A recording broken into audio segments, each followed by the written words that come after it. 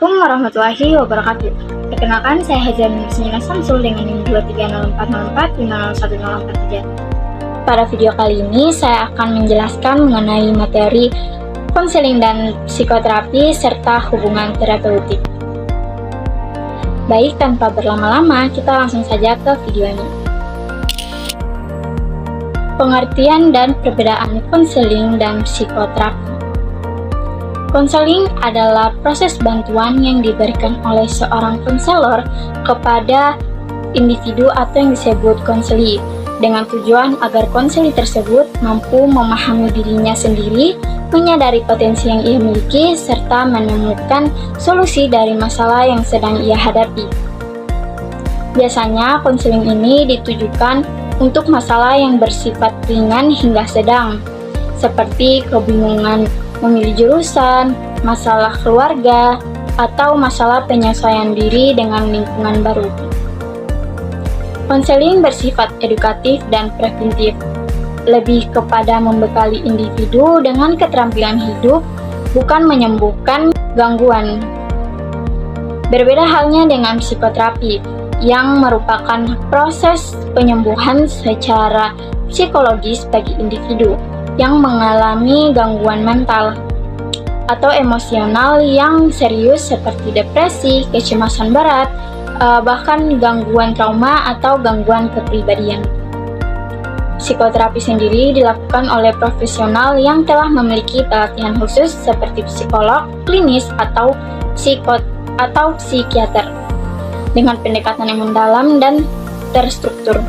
Tujuan utama dari psikoterapi adalah meredakan gejala gangguan, memperbaiki pola pikir yang salah, serta membangun kembali kesehatan jiwa secara menyeluruh.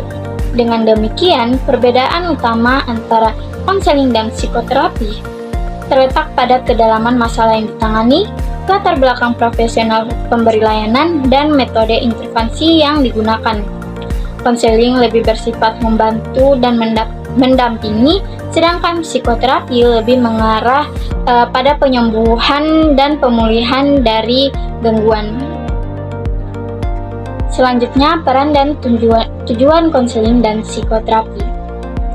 Dalam proses konseling, konselor berperan sebagai fasilitator yang menciptakan ruang yang aman dan nyaman bagi konseli untuk berbicara serta menggali potensi diri.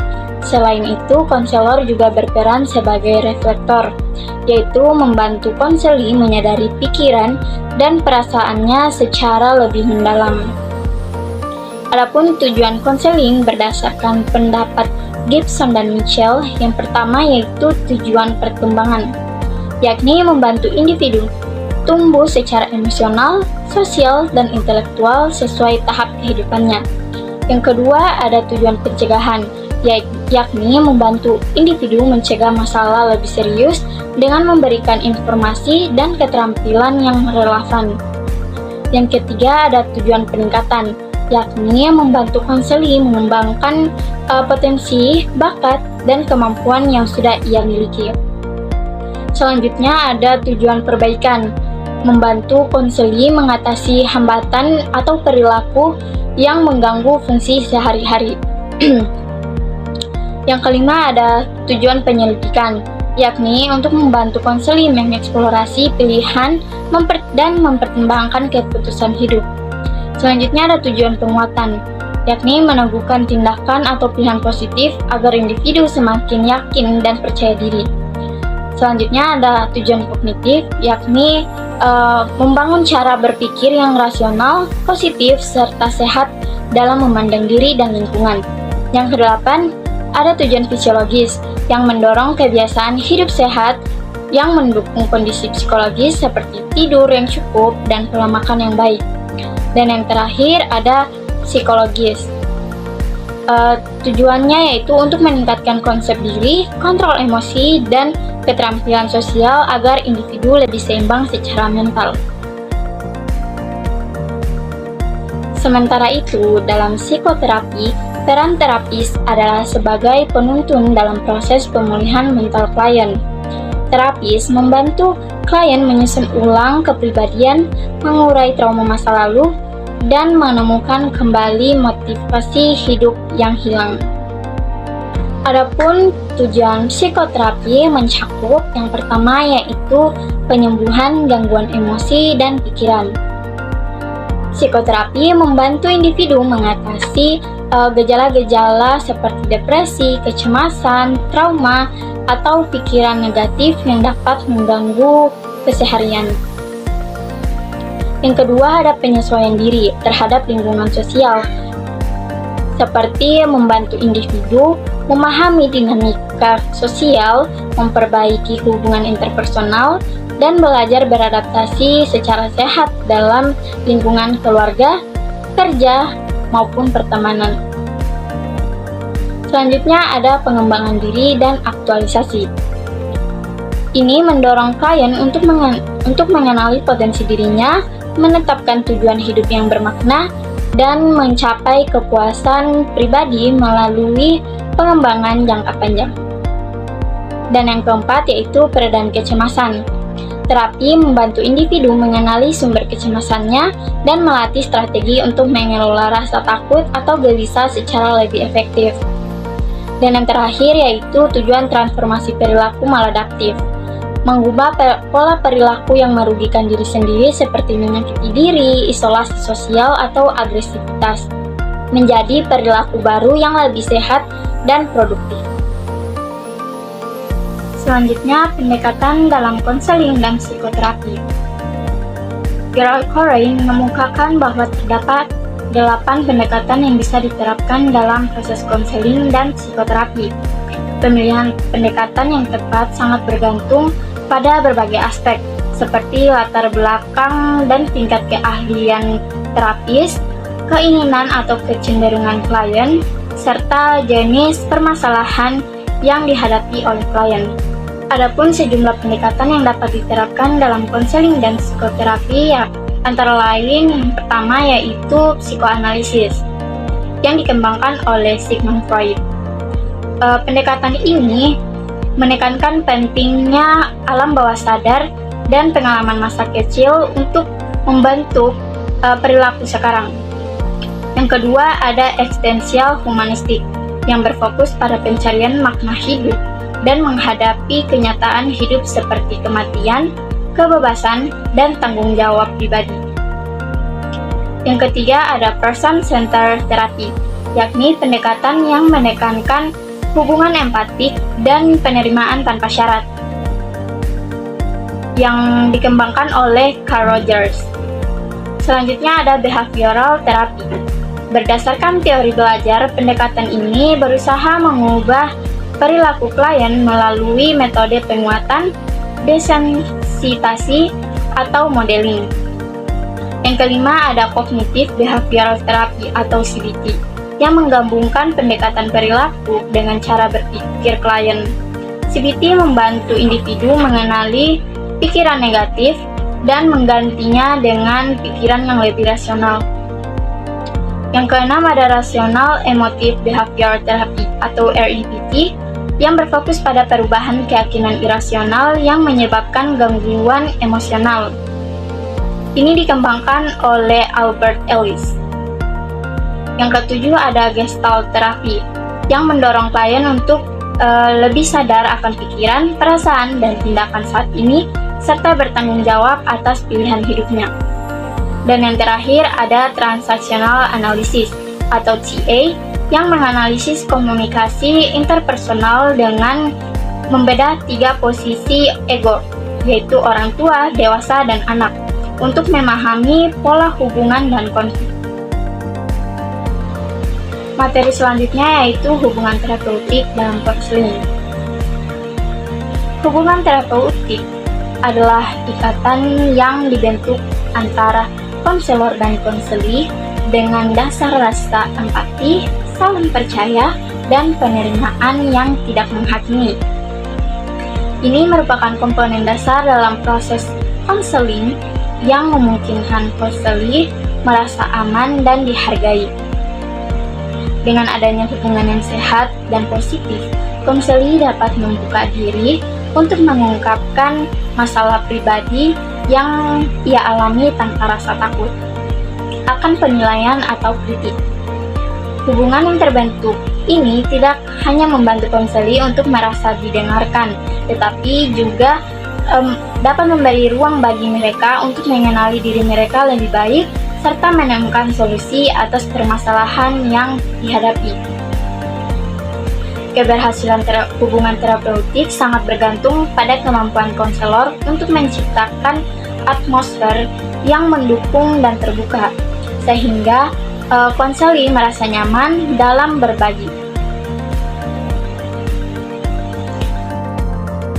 Tujuan hubungan terapeutik. Yang pertama ada tujuan meningkatkan kesadaran dan harga diri. Dalam hubungan terapeutik yang mendukung, konseli akan semakin menyadari potensi yang ia miliki.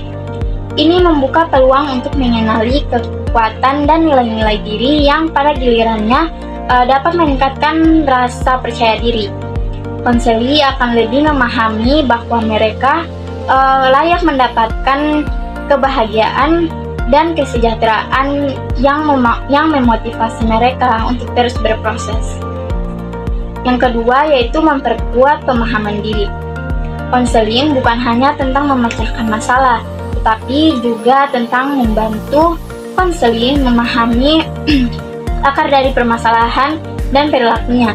Melalui eksplorasi lebih mendalam terhadap pengalaman hidup, konseli akan dapat melihat dengan lebih jelas faktor-faktor yang membentuk dirinya, baik itu pemikiran, perasaan, ataupun kejadian masa lalu. Proses ini mendukung penyembuhan emosional dan pertumbuhan diri.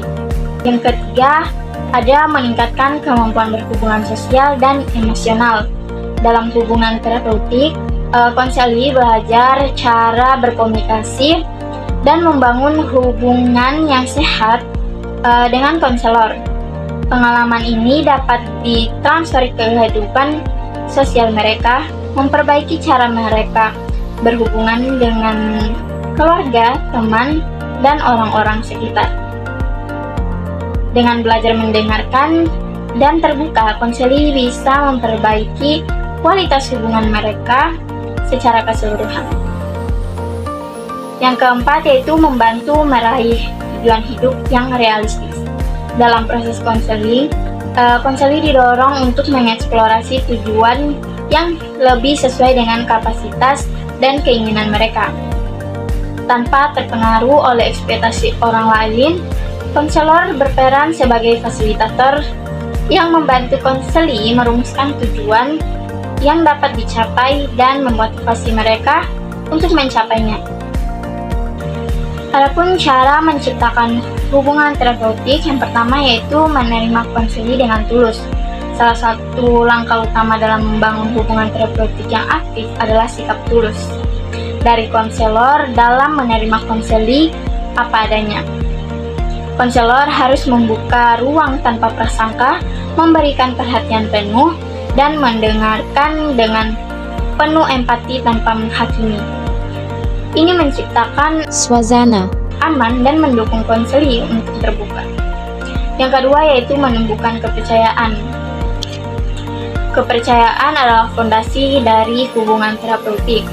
Konselor harus dapat membuktikan bahwa mereka dapat dipercaya, menjaga kerahasiaan, dan berkomitmen untuk membantu konseli. Tanpa rasa percaya, proses konseli tidak akan efektif karena konseli tidak akan merasa nyaman untuk berbagi informasi yang sensitif. Yang ketiga ada mendorong keterbukaan. Konselor harus mendorong konseli untuk lebih jujur dalam mengungkapkan perasaannya. Keterbukaan ini memungkinkan konselor untuk lebih memahami situasi yang dihadapi konseli, yang pada gilirannya akan membantu dalam merumuskan langkah-langkah atau solusi yang tepat. Selanjutnya ada proses membangun hubungan terapeutik. Yang pertama, tahap awal atau pengembangan hubungan. Tahap ini merupakan titik awal dari proses konseling, di mana konselor dan konseling saling mengenal. Konselor akan menjelaskan tujuan, proses, serta aturan dasar konseling, termasuk kerahasiaan. Konseli juga diberi kesempatan untuk berbicara tentang apa yang mereka harapkan dari konseling, membangun dasar untuk hubungan yang lebih kuat. Tahap kedua yaitu tahap eksplorasi. Pada tahap ini, konselor menggali lebih dalam mengenai pikiran, perasaan, dan latar belakang masalah yang dihadapi oleh konseling. Ini adalah saat di mana teknik-teknik konseling mulai diterapkan untuk memahami masalah dari berbagai sudut pandang dan menemukan akar permasalahan yang perlu diatasi. Tahap selanjutnya yaitu tahap penyelesaian masalah. Setelah pemahaman terhadap masalah semakin jelas, konselor dan konseli bersama-sama merumuskan langkah-langkah konkret untuk mengatasi masalah. Konseli mulai diberikan dukungan dalam mencoba perubahan dan mempraktikkan perilaku baru yang lebih positif dan sehat. Tahap yang keempat yaitu tahap penutupan dan tindak lanjut. Setelah tujuan konseling tercapai atau sesi konseling selesai, hubungan terapeutik ditutup dengan cara yang baik dan penuh penghargaan. Konselor memberikan tindak lanjut untuk memastikan konseli dapat menerapkan apa yang telah dipelajari dan mendapatkan dukungan jika diperlukan di masa depan. Baik, itu saja penjelasan materi dari saya. Apabila masih banyak kekurangan dan kesalahan, mohon dimaafkan. Saya akhiri dengan ucapan wassalamualaikum warahmatullahi wabarakatuh dan terima kasih banyak.